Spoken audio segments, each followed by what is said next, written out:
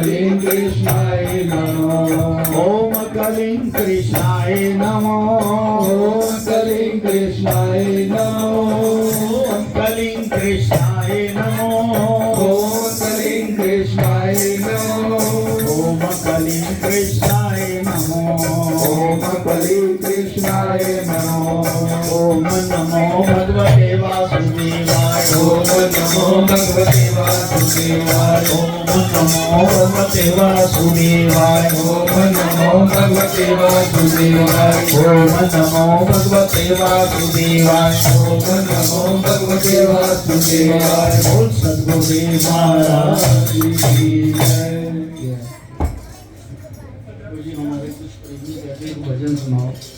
भजन भी सुनाऊंगा, आज ही सुनाऊंगा चाहे कथा के बाद। मेरी प्रार्थना है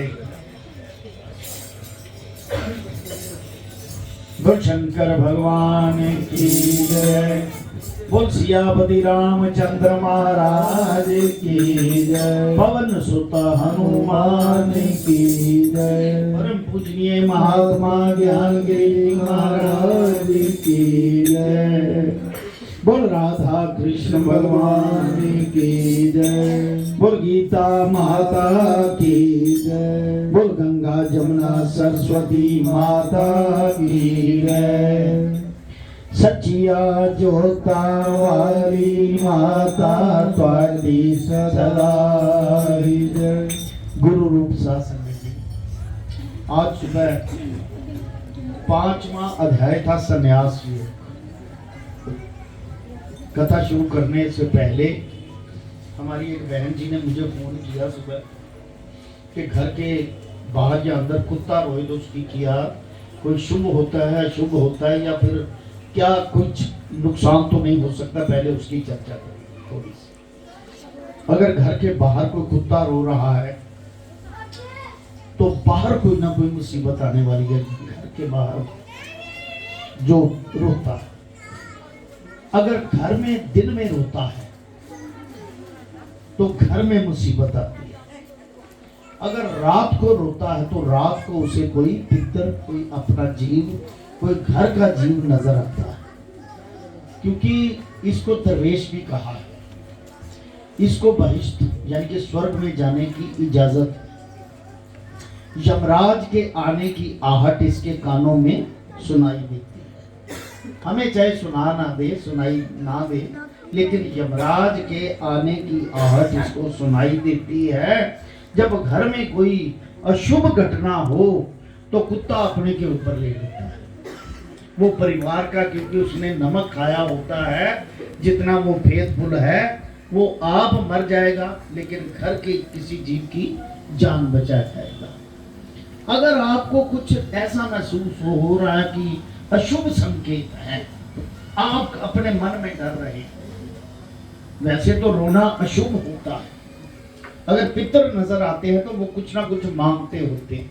कई बार पितर नजर नहीं आते, उसकी कोई चीज गुम हुई होती है, उसको मिली नहीं होती, या उसने बाथरूम करने जाना है, आप भूल गए हो तो पहले वो करवाओ सारा। जो कुत्ता एक अपने पुत्र की तरह रखा जाता है, क्योंकि वो परिवार की सारी बला अपने ऊपर लेता है। पहली तो ये है।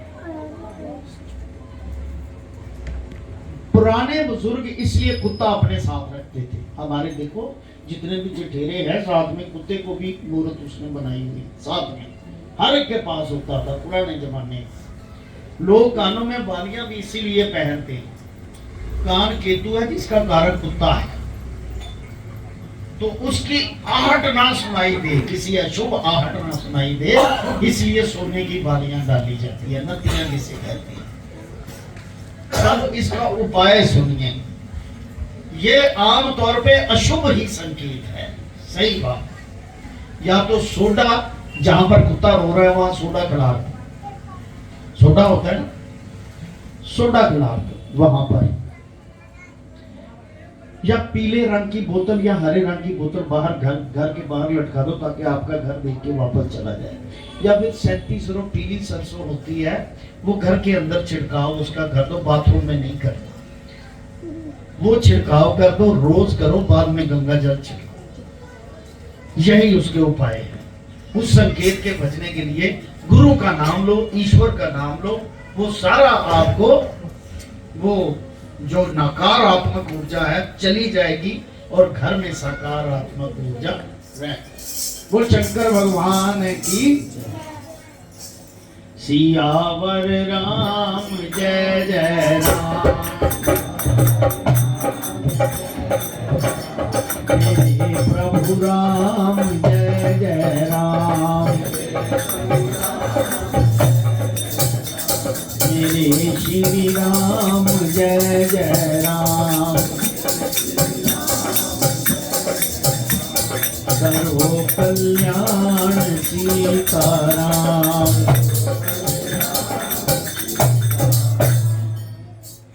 एक छोटी सी बात और देखने में आई है, मैं शास्त्र की बता देता हूं कि हमारे सतगुरु महाराज किसी ने उनको पांव के अलावा किसी ने उनको स्पर्श किया है कभी? कोई बता सकता है किसी ने स्पर्श किया हो? नहीं। अनजान को वो बात अलग, वो तो मुझे ना गले लगाया हो, वो बात अलग। कोई स्पर्श करता है गुरु को? नहीं, सिर्फ पांव में स्पर्श करता है। क्योंकि गुरु को स्पर्श करना अपने आप उसकी बराबरी करने के बराबर है, ये ध्यान रखना। मैंने जहां पर भी कई लोग देखे खुद पसीना, क्योंकि गुरु का सम्मान, गुरु का मान किस चीज में है वो देखना बहुत जरूरी है। गुरु का मान सम्मान है कि दूर से जोड़ी फैला के उसके चरणों में, ये पैर है उसके चरणों में गिरकर। पिछले सम्मेलन में देखा कुछ मूर्ख वो पसीना ऐसे करके ना, गर्मी है तो ऐसे उसको टच कर। हमारे गुरु ने अपने सदगुरु महाराज दादा गुरु जी की मूर्ति को देखने की ही इजाजत नहीं थी, छूना तो कहीं और। वो शंकर भगवान की केवल जाके उनके चरणों में पड़ के साल में एक बार जब जन्मदिन होता, गुरु पूजा होती थी तो पर्दे से लगा के छोटी मूर्ति, वो भी अब दूध है ना, चौकड़ी मारी, शंकर सर्प है, वो मूर्त साल में एक बार देखते थे। वो इजाजत मान, हमें किसने इजाजत दी है उनकी मूर्ति को देखने की? हम तो देख भी नहीं सकते, स्पर्श करना तो अलग है। इसलिए गुरु को स्पर्श करना ये सब नर का भागी होता है, वो जानते हो। वो बराबरी हो गई ना, गुरु का बराबरी कर ली। औरत स्पर्श करती है पति का, बात समझे हो? वो बराबर की, उसकी बराबर का रिश्ता है दोनों का। हम तो बच्चे हैं उसके चरणों में बैठने वाले हैं। इसलिए गुरु की मूर्ति को कम से कम स्पर्श ना करो। एक ब्राह्मण को इजाजत है जब वस्त्र बदलते हैं तो ब्राह्मण किसी का संग ले ले, क्योंकि उसको इजाजत है, क्योंकि उसने सारा दिन उसकी आरती धूप बत्ती उसको स्पर्श करना है, वो उसको इजाजत है। इसलिए मेरी प्रार्थना है, मेरे जितने बहन भाई हैं वो सदगुरु महाराज जी की मूर्ति को स्पर्श ना करें। माथा टेको, नीचे टेको, वो जानते हैं आप किस लिए आए। ऐसे झोली फैला के मांगो, ऐसे झोली फैला के मांगो कि मैं आपके शरण में हूं। जैसे ही आपके दिल से भावना निकलेगी वो अपने आप आपको दे देंगे। अगर किसी को मेरे शब्द से बुरा लगा हो तो मैं माफी चाहूंगा। उनके चरणों में मेरा सर है, मेरे को क्षमा कर दें अगर उनको मेरी बात का। बोल सतगुरुदेव महाराज की, बोल शंकर भगवान की। सियावर राम जय जय राम, मेरे प्रभु राम जय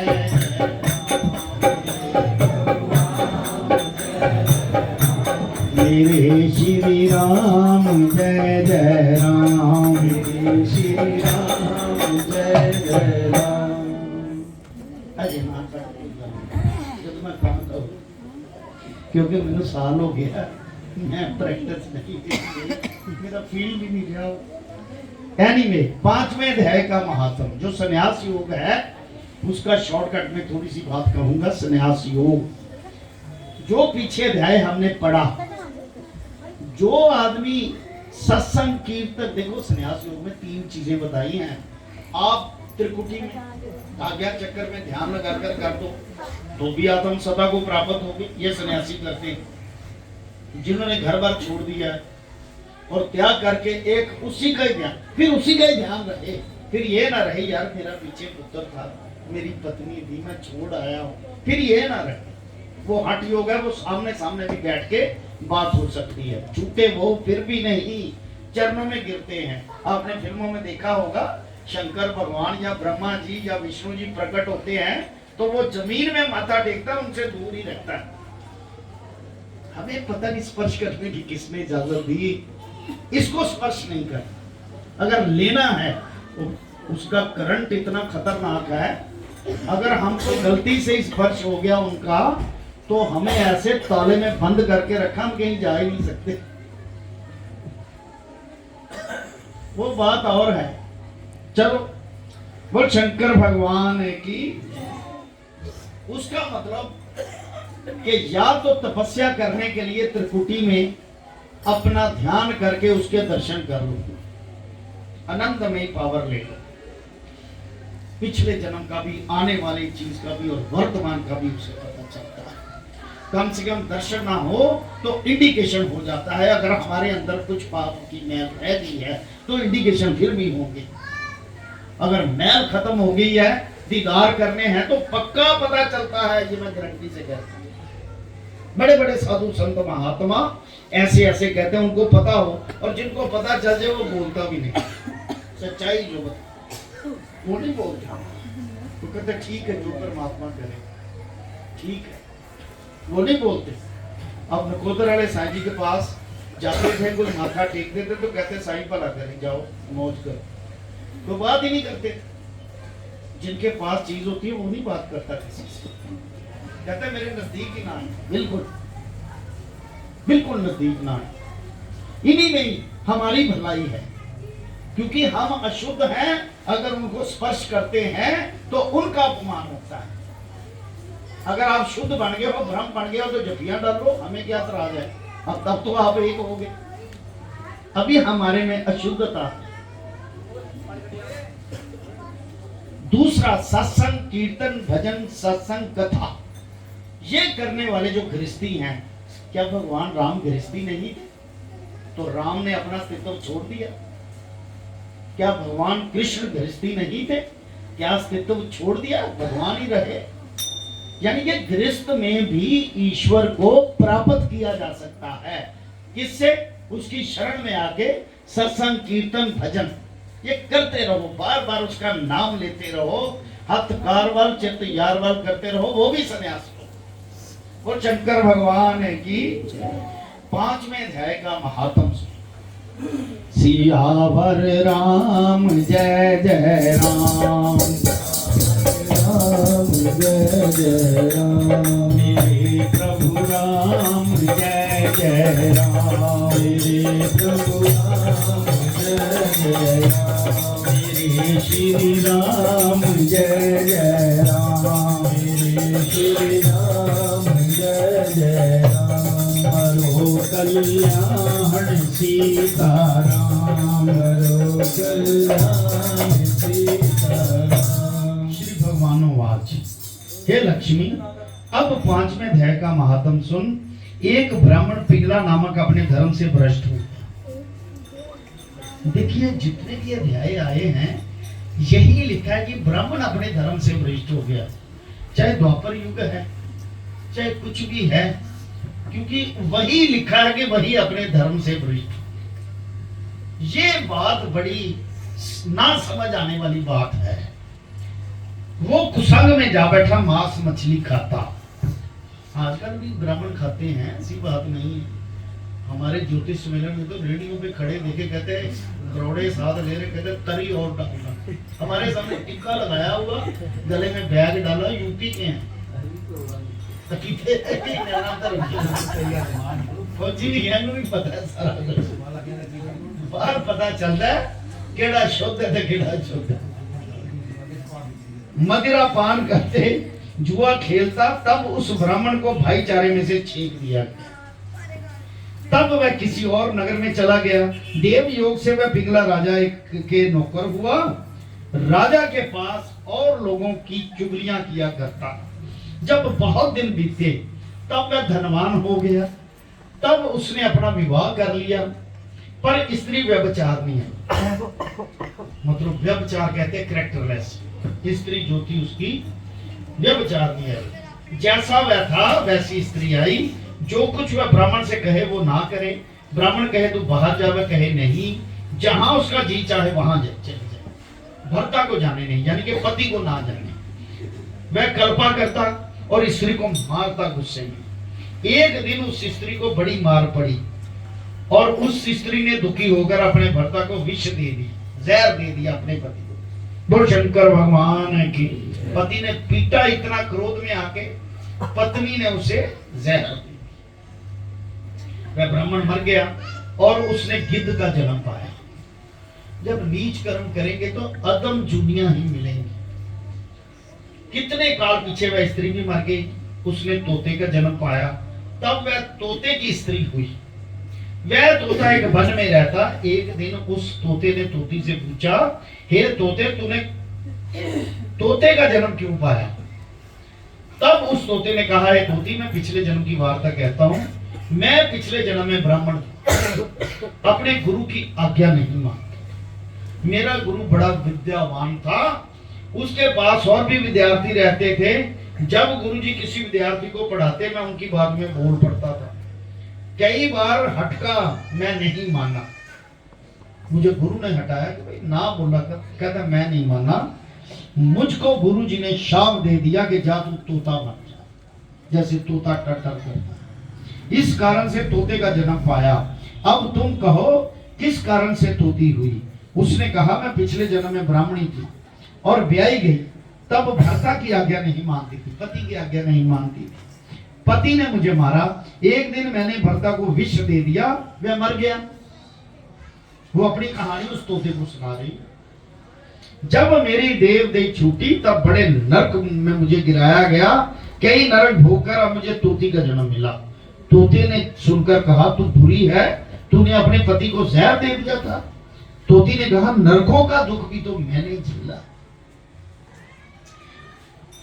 अब मैं तुझे अपना पति जानती हूँ। एक दिन मैं तोती वन में बैठी थी, वह गिद्ध आया। वो गिद्ध का जन्म जिसने पाया था ना ब्राह्मण ने, गिद्ध आया। तोती को उस गिद्ध ने पहचान लिया कि ये तो वही मेरा पति, मेरी भार्या है, मेरी पत्नी है, जिसने मुझे जहर दे दिया था। वह गिद्ध तोती को मारने चला। तोती आगे पीछे गिद्ध। जाते जाते तोती एक शमशान भूमि में थक कर गिर पड़ी। एक साधु की दाह संस्कार हुआ था, एक साधु का। उस साधु की खोपड़ी वर्षा के जल से भरी पड़ी थी। साधु की खोपड़ी, तोती ने उसमें गिरी, तोती उसमें गिरी। इतने में गिद्ध आया और वो तोती को मारने लगा। उस खोपड़ी के जल के साथ उनकी देह धोई गई। वह आपस में लड़ते लड़ते मर गई। अदम देह से छूटकर देवदेह पाई दोनों ने। विमान आए, तिल पर बैठकर विकुंठ को गए। तब तोती ने कहा, हे गिद्ध, ऐसा पुण्य कौन सा जो विकुंठ को हम चले हैं? गिद्ध ने कहा, हमने तो इस जन्म में कोई पुण्य नहीं किया, मैं इस पुण्य को नहीं जानता। इतने में दोनों धर्मराज की पुरी में गए। धर्मराज ने कहा, क्यों रे गिद्ध, तू पीछे कौन था? उसने कहा, ब्राह्मण था, मुझे अपने भाइयों ने देश निकाला दिया था। मैं और देश में जाकर बसा, वहां मैंने विवाह किया। दुराचारणी स्त्री मिली, उसने मुझे विष देकर मारा। वह मरकर तोती हुई, मैं गिद्ध हुआ। मैं इसको पहचान कर मारने लगा। वहां एक शमशान में मनुष्य की खोपड़ी जल के साथ भरी हुई थी, उसमें तोती गिरी, मैं भी वहां पहुंचा। उसका जल हम दोनों को स्पर्श किया और हम दोनों ने देवदेह पाई। हमारी देह छूटी। विमानों पर चढ़कर हम दोनों विकुंठ को ले चले हैं। ये कौतुक हमको कुछ मालूम नहीं हुआ। धर्मराज ने कहा, वह खोपड़ी एक साधु की थी। वो शंकर भगवान की, ये खोपड़ी परम पवित्र थी। उसके स्पर्श से तुम विकुंठवासी हुए हो और अपने पार्षदों को धर्मराज ने आज्ञा दी कि जो प्राणी श्री गंगा जी का स्नान करके गीता का पाठ करते हैं तिनको मेरे पूछे बिना विकुंठ ले जाया करो। भगवान जी ने आदेश किया धर्मराज को, जो गीता जी का पाठ आप क्या कर रहे हो, गीता जी का पाठ सुन रहे हो, कर रहे हो, सब कुछ है, कहता उनको मेरे पास लाया कर, जो संतों की सेवा करते हैं तिनको भी विकुंठ ले जाया करो। ये गीता में लिखा है। आप भी गुरु महाराज की सेवा कर रहे हो, उसे निराकार समझो, वो है प्रेजेंट यहाँ पर, उसके धर्म को आगे बढ़ा रहे हो। धर्म क्या है? राम राम, राम नाम, लोगों के दिलों से वैर विरोध निकालना, छल कपट निकालना और राम राम जपाना, यही धर्म आप सब कर रहे हो। कोई भजन के जरिए कर रहा है, कोई दान के जरिए कर रहा है, कोई कथा के जरिए कर रहा है सुन के, कोई आके उसके चरणों में बैठ के प्रार्थना करता है कि मुझे ये मिल जाए। ये सब धर्म को बढ़ाने वाली चीजें हैं। जो संतों की सेवा करते हैं तिनको विकुंठ ले जाया करो। गीता का कहा एक एक अक्षर कभी झूठ नहीं हो सकता, ये ध्यान रखना। अभी हमारे प्राण बाकी है ना, इसलिए पता नहीं चल रहा कि हमें क्या मिला है। जिसको तो जीते जी सुख मिल रहा है वो विकुंठ में है। एक निशानी दे देता हूँ, जो धर्म के कार्य में आता है, दिल साफ है, उससे सुखी नहीं, सुख मिले, समझ लो उसका विकुंठ आगे तैयार हो रहा है। तब पार्षद दोनों को विकुंठ ले गए। श्री नारायण जी ने कहा, है लक्ष्मी, ये गीता जी के 5वें अध्याय का महात्म है जो तुमने श्रवण किया। श्री पद्म पुराणे सतीश्वर समाधि उत्तराखंडे गीता महात्म नाम 5वां अध्याय। सियावर राम जय जय राम,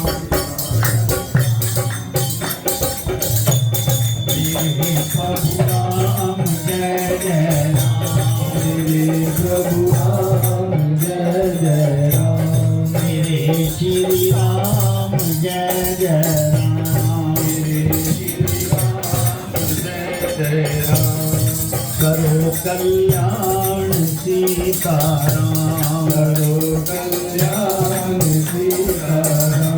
सुबह सदगुरु जी महाराज जी के आशीर्वाद से छठा अध्याय होगा, आत्म संयम योग, 47 श्लोक। भगवान सभी को जीवन दान दे और सुबह आके उस पाठ का आनंद लें। आत्म मतलब आत्म संयम, आत्मा को संयम करके भक्ति के साथ जुड़ना, एकत्रित करके, एकाग्र करके भक्ति के साथ जुड़ना, उसमें इसके बारे में वर्णन है। ओम नमो शिवाय, हरि ओम नमो शिवाय, ओम नमो शिवाय, हरि ओम नमो शिवाय, ओम नमो शिवाय, हरि ओम नमो शिवाय, ओम नमो शिवाय, ओम नमो शिवाय, ओम नमो शिवाय,